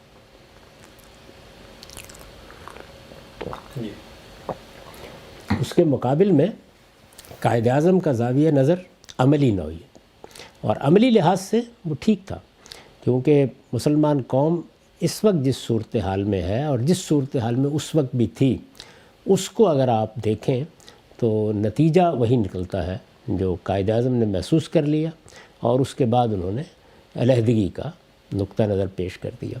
یہ اس وقت کوئی تقابل پیش نظر نہیں ہے، مقصد صرف یہ بتانا ہے کہ ہر شخصیت کو اس کے حقیقی احترام کے مقام پر رکھ کر دیکھنا چاہیے، اس کے نقطہ نظر کو اس کی زاویے سے سمجھنے کی کوشش کرنی چاہیے اور یہ دیکھنا چاہیے کہ ایک مخلص آدمی جب کسی چیز کے بارے میں رائے قائم کرتا ہے تو وہ کن کن زاویوں سے رائے قائم کرتا ہے۔ اگر آپ دیکھیں تو جو پہلے ان کے کوئی 15-20 سال ہیں جو الہلال البلاغ کے سال کہلاتے ہیں، اس میں انہوں نے مسلمان قوم کو بیدار کیا، ان کو اپنی ذمہ داریوں کا احساس دلایا، بہت سے مذہبی اور فکری معاملات میں ان کی بڑی غیر معمولی رہنمائی کی، اور یہ بات جو لوگ بھی کہتے ہیں ٹھیک کہتے ہیں کہ گویا ایک طرح سے سور پھونک دیا ان کے اندر مسلمان۔ اب یہ زیر بحث نہیں ہے کہ اس میں جو افکار انہوں نے بیان کیے، خیالات بیان کیے، ان سے مجھے کتنا اتفاق ہے کتنا اختلاف، میں بہت سی ان چیزوں سے اختلاف بھی رکھتا ہوں، تاہم اس سے کوئی فرق نہیں پڑتا۔ ایک شخص کی عظمت، اس کا کردار، اس کی سیرت، اس کی استقامت، اس کا علم، اس کی وسعت مطالعہ، اس کی عبقریت، وہ بہرحال یہ تقاضا کرتی ہے کہ اس کو سلام پیش کیا جائے اور اس کی اس عظمت کا اعتراف کرتے ہوئے اگر اس سے اختلاف کرنا ہے تو اختلاف کیا جائے۔ اختلاف علمی آراء سے بھی ہوتا ہے، اختلاف فکری مقدمات سے بھی ہوتا ہے، اختلاف سیاسی تدبیروں سے بھی ہوتا ہے۔ تو اختلاف کرنے کے لیے آپ کو اس کی کوئی اجازت لینے کی ضرورت نہیں ہوتی، شائستگی کے ساتھ، تہذیب کے ساتھ کہیے کہ ہم فلاں شخص سے، خواہ وہ بہت بڑا آدمی کیوں نہیں ہے، ان دلائل کی بنیاد پر اختلاف کرتے ہیں، وہ کہیے، ضرور کہیے، لیکن یہ کام کبھی نہ کیجیے کہ جس سے آپ کو اختلاف ہو گیا ہے آپ پھر یہ خیال کریں کہ اب مجھے اس کے معاملے میں غلط رویہ اختیار کرنا ہے، غلط زبان استعمال کرنی ہے، اپنی پست فکری کا ثبوت دینا ہے۔ جو لوگ یہ طریقے اختیار کرتے ہیں وہ اس کے سوا کچھ ثابت نہیں کرتے کہ ان کی اپنی تربیت بڑی ناقص ہوئی ہے، انہوں نے خود انسانیت کے شرف کو کبھی جانا نہیں ہے۔ وہ چیزوں کو دیکھنے کا ایک ہی زاویہ رکھتے ہیں، وہ مختلف زاویوں سے چیزوں کو دیکھنے کی صلاحیت سے محروم ہے۔ وہ کسی سے اختلاف کے باوجود اس کی عظمت کے اعتراف کا ظرف نہیں رکھتے۔ تو ابوالکلام ہماری تاریخ کی بڑی عظمتوں میں سے ہے، یعنی وہ ایک ایسا شخص ہے کہ جس کو آپ دنیا کی بڑی سے بڑی عظمتوں کے مقابلے میں پیش کر سکتے ہیں۔ ایک انتہائی عبقری شخصیت، ایک اعلیٰ کردار اور سیرت کا بہترین نمونہ، آراء سے آپ کو حق حاصل ہے کہ آپ اختلاف کریں۔ جی ہاں صاحب، بہت آپ نے خوبصورتی سے بتایا۔ ایک پہلو اور جس پہ میں چاہتا ہوں کچھ تھوڑا تبادلہ خیال ہو آپ سے، ابوالکلام آزاد علیہ رحمہ کا جو فکری سفر ہے آپ نے بیان کیا، الہلال البلاغ سے فکر شاہ ولی اللہ سے متاثر ہوئے، حکومت الہیہ کی ایک فکر کو آگے لے کر بڑھے، پھر اس کے بعد سیاسی زندگی کا آغاز، پھر کانگریس، اور پھر اس کے بعد آخر میں جو ان کا اپنا نقطہ نظر تھا ہندوستان کے اندر وہ رہے، اس کی ایک وزارت کو بھی سنبھالا انہوں نے۔ ہمارے ہاں عام طور پہ سمجھا جاتا ہے کہ اگر کوئی شخص اپنے قائم شدہ تصورات کو اس طرح ریویو کر رہا ہے، ریوائز کر رہا ہے، ری لرن ری تھنک کر کے تبدیل کر کے آگے بڑھ رہا ہے، تو اس کو کسی شخصیت کے عیب کے طور پہ بیان کیا جاتا ہے کہ دیکھیں پہلے تو وہ یہ کہتے تھے، پھر انہوں نے یہ کہہ دیا، اور ان کے اندر تو مثلا کوئی استقامت ہی نہیں ہے کہ ایک بات کہی تھی اس پہ کھڑے رہتے۔ اس کا ذرا تجزیہ کیجیے گا کہ ایک اتنا بڑا آدمی جس نے ہزاروں صفحات کا لٹریچر ایک نقطہ نظر کے اوپر لکھا ہو، پھر ماحول اور بدلتے ہوئے حالات کو، روح اثر کو اس نے جانا اور ایک قدم آگے بڑھایا اور اس سے اگلا قدم آگے بڑھایا، اس کے لیے کیا عظمت اور کیا کردار کی بلندی اور کیا فکر کی وسعت چاہیے ہوتی ہے کہ آدمی اپنے قائم شدہ تصورات اور اپنی خیالات کی اسیری سے آزاد ہو جائے۔ یہ کسی بڑے آدمی کا یہی سفر ہوتا ہے، یعنی دنیا میں جو غیر معمولی شخصیات ہیں وہ ماں کے پیٹ سے اپنے تصورات لے کر نہیں آتی۔ افلاطون جب شعور کی عمر کو پہنچا تو افلاطون نہیں تھا، ارسطو بھی ارسطو نہیں تھا، کانٹ اور ہیگل بھی کانٹ اور ہیگل نہیں تھے۔ آدمی جب شعور کی آنکھ کھولتا ہے تو اس کے گرد و پیش میں جو علوم فنون ہوتے ہیں انہی سے متاثر ہوتا ہے۔ وہ پہلے سے جو علم کی روایت موجود ہوتی ہے اسی کو ساتھ لے کے چلتا ہے، لیکن ایسا بھی ہوتا ہے کہ آدمی بس وہیں کا ہو کر رہ جائے۔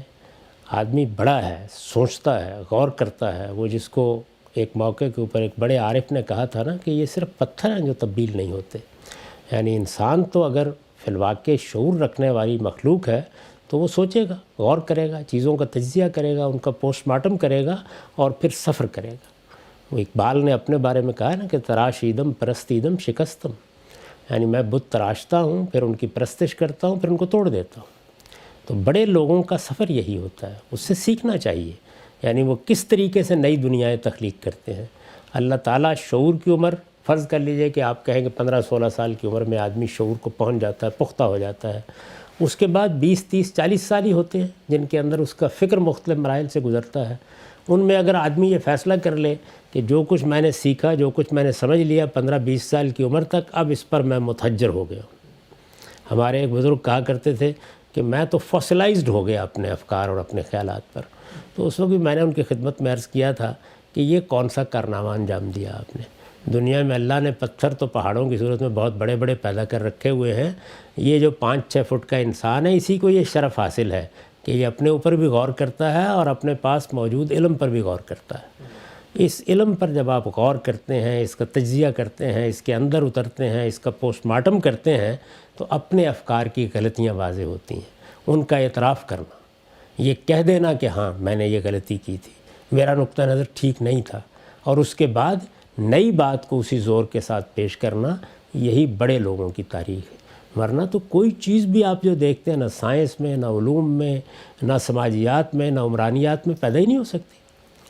آدمی جب شعور کی آنکھ کھولے گا تو اپنے بزرگوں سے جو کچھ سنے گا اسی کو مانتا ہوا زندگی شروع کرے گا، جو کچھ اس کو پڑھایا جائے گا اسی کو علم سمجھے گا۔ یہ چیلنج کرنے کا مرحلہ آتا ہے، اور چیلنج کرنے کا مرحلہ 2 دن میں نہیں آ جاتا، اس میں ایک ایک چیز کو اٹھا کے آپ کو دیکھنا ہوتا ہے، اس کی کیا حقیقت ہے، اس کے پیچھے کیا استدلال ہے۔ ایک صورت یہ ہے کہ جو لوگ مانتے ہیں، جن چیزوں کے ساتھ لوگوں کا جذباتی تعلق ہے، آپ بھی انہیں دلائل فراہم کرنا شروع کر دیں۔ بہت سے لوگ اپنی زندگی کا لائعملی اس پر بناتے ہیں، یعنی وہ بیٹھ کے فیصلہ کرتے ہیں کہ اچھا ہماری قوم میں کیا چیزیں بہت محبوب سمجھی جاتی ہیں، اب اگر آپ انہی چیزوں کو دلائل فراہم کریں، انہی کے اوپر اپنی خطابت کے جوہر دکھائیں، انہی کے لیے اپنے قلم کی ساری توانائیاں صرف کریں تو واہ بات بہت ہو جاتی ہے۔ لیکن اگر آدمی اپنے باطن میں صحیح طریقے کا شعور رکھتا ہو اور یہ سمجھتا ہو کہ خدا نے مجھے کیا صلاحیتیں دی ہیں، تو پھر وہ ہر چیز کا جائزہ لینا شروع کرتا ہے۔ اس سے نئی دنیایں وجود میں آتی ہیں، نئے افکار پیدا ہوتے ہیں، نئے طریقے سوچنے کے سامنے آتے ہیں۔ ہمارے ہاں تو لوگ اس سے متوحش ہو جاتے ہیں۔ میں یہ کہتا ہوں ایک شخص نے انتہائی غلط افکار پیدا کیے، وہ بھی ہمارے لیے بڑی قیمتی متاع ہے، اس لیے کہ وہ سوچ کے نئے زاویے کھول دیتا ہے، نئے انداز متعارف کرا دیتا ہے، کسی صحیح الفکر آدمی کے لیے بہت سی بنیادیں فراہم کر دیتا ہے۔ میں آپ سے سچ عرض کرتا ہوں کہ مجھے کتنا شدید اختلاف ہے غلام احمد صاحب پرویز کے نقطہ نظر سے، لیکن یہ حقیقت ہے کہ بعض چیزوں کی طرف سوچنے کی راہ دکھانے میں ان کا بھی بڑا کردار ہے۔ تو ایک ایسا شخص کہ جس سے آپ بنیادی اختلاف رکھتے ہیں، جس کے فکر کو آپ اصل اور اساس میں غلط سمجھتے ہیں، وہ بھی بہت کچھ کنٹریبیوٹ کر جاتا ہے۔ مولانا سید ابوالعلا صاحب مودودی، میں نے کئی مرتبہ کہا کہ میں نے ان کی آغوش فکر میں شعور کی آنکھ کھولی ہے، لیکن انہوں نے جو ذوق پیدا کر دیا چیزوں کو دیکھنے کا، جو مطالعے کے لیے وسعتیں میرے سامنے کھول دیں، اور اس ابتدائی عمر ہی میں یہ بتا دیا کہ چیزوں کو دیکھنے کے کیا اسباق ہوتے ہیں، میں آج بھی ان کا مرہون منت ہوں، اگرچہ یہ کہتا ہوں کہ ان کا پورا جو دینی فکر ہے اس کو میں اصل اور اساس کے لحاظ سے صحیح نہیں سمجھتا۔ تو یہ ساری چیزیں اسی وقت آدمی کرنے میں کامیاب ہوتا ہے جب کہ وہ اپنے لیے کوئی تعصب پیدا نہ کر لے، اپنی راہ اس سے کھوٹی نہ کر بیٹھے، بلکہ چیزوں کو اسی طرح دیکھے جس طرح کہ ایک زندہ اور بیدار آدمی کو دیکھنا ہوتا ہے۔ تو انسانوں کا اصلی شرف یہی ہے۔ لوگ چونکہ بڑے آدمیوں سے واقف نہیں ہوتے، بڑے آدمی کبھی کبھی پیدا ہوتے ہیں، تو وہ یہ خیال کرتے ہیں کہ ہمارے بہت سے علماء ہیں، بہت سے دانشور ہیں، وہ تو وہی راگ سنا رہے ہیں جو پہلے سے ہے، تو یہ کہاں سے آ گئے؟ لیکن یہی لوگ ہوتے ہیں جو نئی دنیایں پیدا کرتے ہیں۔ تو ابوالکلام کے آپ اس دور کو دیکھیں جب وہ الحلال اور بلاغ میں سور پھونک رہے تھے، اس دور کو دیکھیں کہ جب وہ استخلاص وطن کی جدوجہد کر رہے تھے، اس دور کو دیکھیں جب کہ ان کو یہ چیلنج درپیش ہوا کہ مسلمان قوم نے ان کی قیادت کو قبول کرنے سے انکار کر دیا اور انہوں نے قائد اعظم محمد علی جناح کے نقطہ نظر کو ترجیح دی، تو ہر دور میں آپ کو عظمت کا ایک نیا پہلو سامنے نظر آئے گا۔ ٹھیک، بہت شکریہ امام صاحب۔ مولانا ابوالکلام آزاد کی خدمات، شخصیت اور ان کے اثرات پر ہم نے تفصیل سے بات کی۔ آپ سے آگے بڑھاتے ہیں موضوعات کے سلسلے کو۔ ہم نے گزشتہ ہفتے تصوف کے بارے میں کچھ آپ سے بات کی تھی۔ تصوف کا جو بنیادی نقطہ نظر ہے، بناء استدلال ہے، قرآن مجید کی روشنی میں کیسے آپ اس کو دیکھتے ہیں؟ کچھ ضمنی سوالات بعض طلبہ نے اٹھائے ہیں، اور پھر وہی پہلو جیسے آپ نے فرمایا کہ ہر سوال اصل میں نئی راہ کھولتا ہے۔ تو یہ سارے سوالات اگرچہ آپ کو ان سے اختلاف ہے یا اتفاق ہے، لیکن ہمیں طالب علموں کو سمجھنے کا موقع فراہم کرتے ہیں۔ سوال یہ پوچھا گیا کہ جو روایت آپ نے اپنی کتاب میزان میں بھی لکھی اور گفتگو میں بیان بھی کرتے ہیں، لم یبق من النبوت الا المبشرات، اور پھر پوچھا مبشرات کیا ہیں تو کہا رویا رجل الصالح۔ تو جو رسول اللہ صلی اللہ علیہ وسلم نے بات فرمائی ہے کہ نبوت میں سے جو چیز باقی رہی ہے، یعنی کوئی بھی چیز باقی نہیں رہی سوائے مبشرات کے، یعنی خوابوں کے، تو اس کا مطلب یہ ہے کہ نبوت کے اجزاء میں سے خواب بھی ایک چیز ہوتی تھی، اور جس کو باقی رکھا گیا ہے۔ گویا صوفیاء جو یہ بات کر رہے ہیں کہ نبوت کا کچھ نہ کچھ سلسلہ حصہ جاری ہے، تو پھر یہ روایت بھی تو اسی کی تائید کرتی ہے۔ پہلی بات تو یہ سمجھ لیجئے کہ نبوت اپنی حقیقت کے لحاظ سے مخاطبہ الہی ہے، یعنی یہ محض رویا نہیں ہے، یہ محض خواب نہیں ہے، یہ مخاطبہ الہی ہے۔ وہ جو قرآن مجید نے سورہ شورى میں کہا ہے نا کہ اللہ تعالیٰ بندوں سے کلام کرتے ہیں، غیر محسوس تربیت، غیر محسوس ہدایت یہ تو پوری انسانیت کو ملتی رہتی ہے۔ یعنی یہ وہ چیز نہیں کہ جس کے لیے کوئی اصطلاحات وجود میں لانے کی کوشش کی جائے۔ یہ ہم جانتے ہیں کہ شہد کی مکھی کو بھی اللہ تعالیٰ وحی کرتے ہیں، یہ پرندے، یہ جانور، یہ آسمان، یہ زمین، ان سب میں ان کا امر نازل ہوتا ہے، اور یہ سب چیزیں تکوینی طور پر اس کائنات کے نظم کو چلانے میں، اس کائنات کے نظم کو قائم رکھنے میں بنیادی کردار ادا کر رہی ہوتی ہیں۔ اللہ تعالیٰ نے جگہ جگہ ان تمام حقائق کا ذکر بھی کیا ہے۔ یہ بالکل ایک الگ چیز ہے۔ اللہ تعالیٰ کی طرف سے محسوس رابطہ، یعنی کسی شخص کو اللہ تعالیٰ اس منصب کے لیے منتخب کرے کہ وہ اپنا کلام اس پر نازل کریں گے، اس سے بات کریں گے۔ یہ ایک محسوس عمل ہے، جس طرح میں آپ سے بات کر رہا ہوں، ایک محسوس عمل ہے۔ یعنی یوں نہیں ہے کہ آپ کو کوئی بات سوجھ گئی، کوئی بات آپ نے جان لی، کسی بات پر آپ غور کر رہے تھے تو آپ کے باطن سے اس میں یہ محسوس ہوا، کوئی رہنمائی آپ کو حاصل ہو گئی ہے۔ وہ غیر محسوس رہنمائی تو آئنسٹائن کو بھی حاصل ہوتی ہے، وہ رشیوں کو بھی حاصل ہوتی ہے، یوگیوں کو بھی حاصل ہوتی ہے، ہمارے ہاں کے دانشوروں کو، علماء کو بھی حاصل ہوتی ہے۔ اس طرح کی رہنمائی تو اللہ تعالیٰ پرندوں اور چرندوں کو بھی دے رہے ہیں، وہ ایک بالکل الگ چیز ہے۔ یہ محسوس رہنمائی یا محسوس طریقے سے کلام کرنا، یہ وہ چیز ہے کہ جو مخاطبہ الہی کہلاتی ہے، اور نبوت اصل میں اس چیز کا نام ہے۔ اب ظاہر ہے کہ جب کسی کو نبی بنایا جاتا ہے اور اس منصب پر فائز کیا جاتا ہے تو کسی ذمہ داری کے لیے کیا جاتا ہے۔ یعنی اللہ تعالیٰ یہ مکالمے کا شرف شوق میں نہیں کسی کو فراہم کر دیتے، ایک ذمہ داری دیتے ہیں۔ وہ ذمہ داری ہے مبعوث کرنا، ذمہ داری کے منصب پر فائز کر کے کسی قوم کی طرف بھیجنا، اس کے لیے مخاطبہ الہی کا شرف بخشا جاتا ہے، اور اسی کے لیے قرآن کی اصطلاح نبی ہے۔ میں نے پہلے بھی توجہ دلائی تھی کہ یہ نبی کا لفظ اپنے لغوی مفہوم میں استعمال ہی نہیں ہوتا، یعنی یہ عربی زبان میں ہمیشہ سے ایک اصطلاح کے طور پر ہی رائج ہے۔ ٹھیک، وحی کا لفظ لغوی مفہوم میں بھی استعمال ہوتا ہے، وہ محسوس طریقے سے اللہ کے مکالمے کے لیے بھی استعمال ہوتا ہے۔ وہاں بھی استعمال ہوا ہے سورہ شورى میں، جہاں یہ کہا ہے کہ ما کان لبشر ان یکلمہ اللہ تعالیٰ جب کسی بشر سے، کسی انسان سے کلام کرتے ہیں تو ان تین صورتوں میں کرتے ہیں۔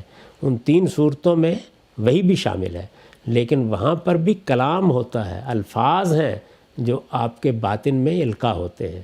آپ الفاظ کو یا سنتے ہیں یا الفاظ کو پا لیتے ہیں۔ وہ ایک محسوس طریقہ ہے جو اللہ تعالیٰ نے بیان فرمایا ہے، اسی لیے اس کے لیے کلام کے لفظ کا اطلاق کیا گیا۔ اب پیغمبر کو جو رہنمائی دی جاتی ہے، اس رہنمائی میں وہ میڈیم بھی استعمال کیا جاتا ہے جو انسانوں میں عام ہے۔ ٹھیک، مثلا خواب دیکھنا، یعنی یہ مخاطبہ الہی یہ تو پیغمبروں کے ساتھ خاص ہو گیا، لیکن کسی موقع کے اوپر رویا میں کوئی چیز دکھا دینا یہ آپ کے لیے بھی ہے، میرے لیے بھی ہے۔ چنانچہ خود قرآن نے ہم کو بتا دیا کہ بادشاہ کو خواب دکھائے گئے، سیدنا یوسف کے زمانے میں نان پس کو خواب دکھایا گیا، ساقی کو خواب دکھایا گیا جو سیدنا یوسف کے ساتھ قید میں ہیں۔ ان میں سے ایک خواب اس کے برے انجام کو بتا رہا ہے، ایک خواب اس کے لیے بشارت بن رہا ہے۔ جو خواب بادشاہ کو دکھائے گئے وہ مستقبل کی منصوبہ بندی کے لیے رہنمائی کر رہے ہیں۔ بادشاہ جو کچھ بھی ہے وہ کسی اور دین کو پیرو ہے، وہ سیدنا یوسف علیہ السلام کے دین کو ماننے والا نہیں ہے۔ یہ خود قرآن نے بتا دیا، کہا ہے نا ما کان لیوسف یاخذ اخاہ فی دین الملک، یعنی اس کا اپنا دین ہے، اس کے اپنے نقطہ نظر ہیں، لیکن یہ رہنمائی اللہ تعالیٰ کی طرف سے اس امتیاز کے بغیر ملتی رہتی ہے۔ تو خوابوں کی رہنمائی کوئی نبوت کا خاصہ نہیں ہے۔ نبوت کے بارے میں یہ کہا کہ لم یبق من النبوت شیء، نبوت کی ہر چیز ختم ہو گئی ہے۔ یہاں جو فاعل ہے وہ مقدر ہے، اس کی جگہ پر یہ آیا ہے کہ الا المبشرات۔ ہاں البتہ یہ جو خواب ہے یوں نہیں ہے کہ اس کا سلسلہ بھی بند ہو رہا ہے، چونکہ رہنمائی کا ایک مشترک ذریعہ عام انسانوں میں اور پیغمبروں میں خواب بھی تھا، تو وضاحت کر دی کہ وہ باقی ہیں، اور باقی بھی کون سے ہیں؟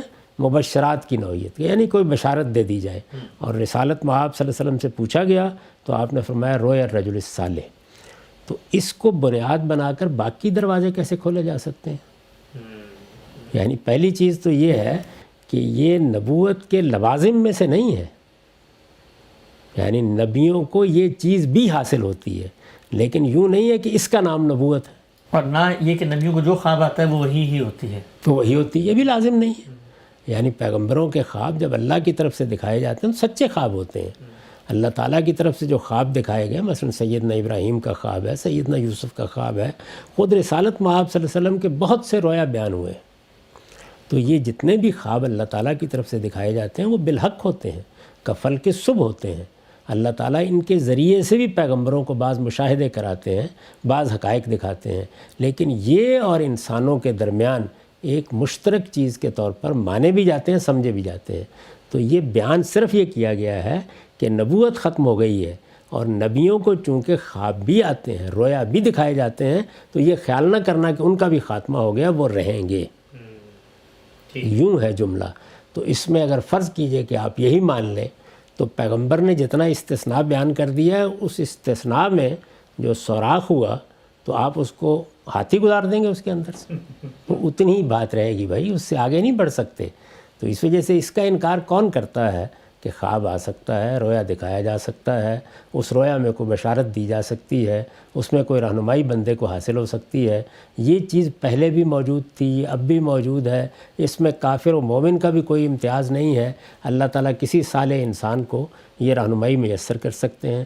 تو جب رسول اللہ صلی اللہ علیہ وسلم اس موقع پر یہ بات بیان کر رہے ہیں کہ نبوت کی ہر چیز ختم ہو گئی ہے، نبوت کی حقیقت ہی ختم ہو گئی ہے، تو وہاں یہ استدلال کرنا ممکن ہے کہ چلیے دیکھیے یہ خواب کے بارے میں کہہ دیا نا، تو آئیے ہم 10 چیزیں اور بھی کھول دیتے ہیں۔ یہ کیا طرز استدلال ہے؟ کیا چیز ہے یہ؟ آدمی کو غور کرنا چاہیے وہ کیا بات کہہ رہا ہے۔ یہ بات کہ کیا باقی رہ گیا ہے، یہ بتانا میرا کام ہے، یہ بتانا آپ کا کام ہے۔ اس کے لیے کوئی منطقی استدلال کیا جا سکتا ہے؟ یہ خدا کی خبر ہے، یہ یا جھوٹی ہوگی یا سچی ہوگی۔ اس لیے جب محمد الرسول اللہ نے یہ خبر دے دی تو اس کے بعد کسی اور آدمی کا کیا کام ہے کہ وہ کوئی دوسری خبر ہم تک پہنچائے۔ اگر وہ پہنچانے کی جسارت کرتا ہے تو اسے معلوم ہونا چاہیے کہ یہ افتراء علی اللہ ہے، اللہ تعالیٰ پر جھوٹ نہیں باندھا جا سکتا، سچائی کی بات کریں گے، اور اللہ تعالیٰ کی طرف سے کوئی بات کرنی ہے تو اب قیامت تک اس کا ماخذ صرف محمد الرسول اللہ صلی اللہ علیہ وسلم ہے۔ اور انہوں نے جب اس کیٹیگوریکل طریقے سے یہ کہہ دیا کہ نبوت کی کوئی چیز باقی نہیں رہی، خاتمہ ہو گیا اس کا۔ ہاں کسی کو کوئی اچھا خواب آ جائے تو خواب تو پہلے بھی نبیوں کو بھی آتے تھے، غیر نبیوں کو بھی آتے تھے، یہ کوئی خاصہ نبوت نہیں تھا، نبیوں کو بھی خواب آتے تھے۔ تو یہ استثناء اس نوعیت کا ہے، اس میں یہ بیان کرنا مقصود ہی نہیں ہے کہ یہ نبوت تھی اور اس میں سے کوئی چیز باقی رہ گئی۔ ٹھیک ہے۔ اچھا ہم صاحب ایک سوال اور ہے اسی پہلو سے، آپ کی نسبت سے کسی صاحب علم نے بیان کیا کہ غامدی صاحب جو فرماتے ہیں کہ الہام کے ذریعے انسان نبی بن جاتا ہے، اور اس کے بعد رسول اللہ صلی اللہ علیہ وسلم کے بعد اب کسی کو الہام نہیں ہو سکتا، تو وہ یہ کہتے ہیں کہ جو نبوت ہے وہ صرف الہام کا نام نہیں ہے، وہ 4 چیزوں کا نام ہے۔ پہلا یہ کہ وہ وحی عمل ہوتا ہے، اللہ تعالیٰ کی طرف سے ہوتا ہے، کسبی نہیں ہوتا۔ دوسرا یہ کہ فرشتے آ کے کان میں بات کرتے ہیں۔ تیسرا جس کو منتخب کیا جاتا ہے اس کو تکلیف ہوتی ہے، اور چوتھا یہ کہ وہ معمور من اللہ ہوتا ہے۔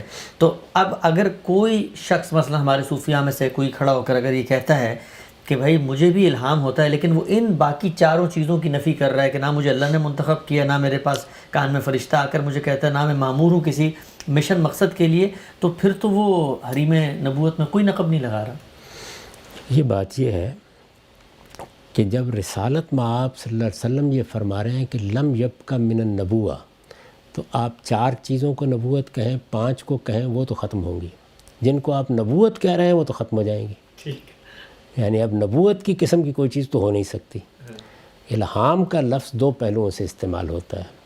ایک ہم ان چیزوں کو بھی الہام کہہ دیتے ہیں، جیسے ہم کہتے ہیں الہامی شاعری ہے فلاں کی، شاعروں کو کہا جاتا ہے یہ تو تلمیذ الرحمن ہے۔ یہ الہام وہ الہام نہیں ہے جو یہاں زیر بحث ہے، یہ وحی وہ وحی نہیں ہے۔ یعنی وحی اور الہام کے الفاظ اللہ تعالیٰ کی طرف سے اس کے تکوینی نظام میں رہنمائی کے لیے بھی استعمال ہوتے ہیں۔ الہام کا لفظ بھی استعمال ہوتا ہے، وحی کا لفظ بھی استعمال ہوتا ہے۔ یہ ایک بالکل اور استعمال ہے، اور قرآن مجید نے ان کو استعمال کیا ہے۔ سب انسانوں کے بارے میں یہ کہا ہے کہ ہم نے جب ان کو بنایا تو وہ نفسم وما سواہا فالہمہا فجورہا وتقواہا، تو اس کے لحاظ سے تو ایک ایک انسان کو، فاسق و فاجر کو بھی یہ الہام ہوا ہے۔ ٹھیک۔ اچھا اسی طرح سے جیسے کہا کہ شہد کی مکھی کو ہم نے وحی کی، تو یہ ظاہر ہے کہ چرند پرند کو ہوتی ہے، صرف شہد ہی کی مکھی کو تو نہیں ہوئی۔ تو یہ بالکل اور چیز ہے۔ میں پھر عرض کر رہا تھا کہ محسوس طور پر مخاطبہ الہی یہ نبوت ہے، یہ الہام اور الہام ہے، یہ وحی اور وحی ہے۔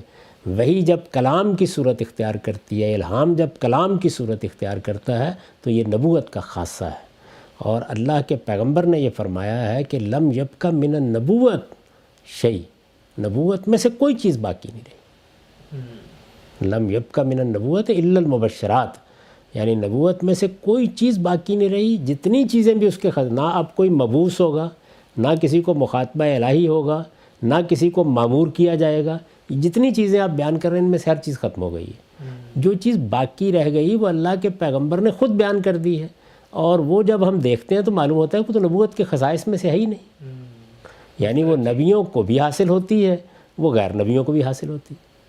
ایک ہی وقت میں دیکھیے قرآن بیان کر رہا ہے کہ رویا صادقہ ہیں، نہ بادشاہ کا خواب جھوٹا تھا، نہ نان پوس کا خواب جھوٹا تھا، نہ شراب پلانے والے کا، ساقی کا خواب جھوٹا تھا، سارے خواب سچے تھے، سب کی تعبیر بیان کی گئی۔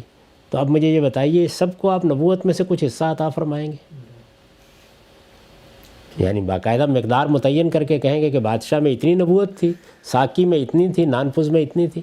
یہ نبوت کی چیز ہی نہیں ہے۔ نبوت مخاطبہ الہی ہے، نفی اس کی جا رہی ہے۔ اس کا دروازہ رسالت میں آپ صلی اللہ علیہ وسلم نے فرمایا بند ہو گیا۔ اور میں یہ عرض کر رہا ہوں کہ اس سے پہلے بھی، رسول اللہ سے پہلے بھی وہ دروازہ کن کے لیے کھلا تھا؟ کیا نبیوں کے سوا بھی کسی کے لیے کھلا تھا؟ نبیوں ہی کے لیے کھلا تھا۔ یعنی لفظ نبوت کا اطلاق ان خصائص پر کیا جا رہا ہے جو نبیوں کے لیے ہے، اور وہ خصائص کیا ہیں؟ ان میں سب سے پہلی چیز مخاطبہ الہی ہے، دوسری چیز ان کا معمور ہونا ہے اور اللہ کی طرف سے معمور ہونا، اور تیسرے وہ مشن ہے جس کو وہ لے کر آتے ہیں۔ یہ ساری چیزیں جتنی ہیں وہ بالکل متعین ہے۔